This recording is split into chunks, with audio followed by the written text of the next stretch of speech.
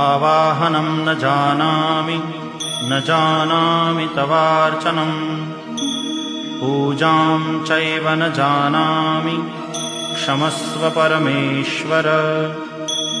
अन्यथा शरणं नास्ति त्वमेव शरणं मम तस्मात् कारुण्यभावेन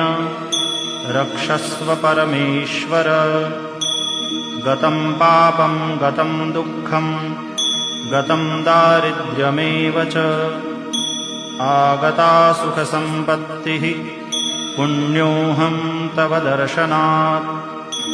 मन्त्रहीनं क्रियाहीनं भक्तिहीनं सुरेश्वर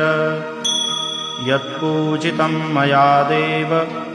परिपूर्णं तदस्तु मे यदक्षरपदभ्रष्टं मात्रा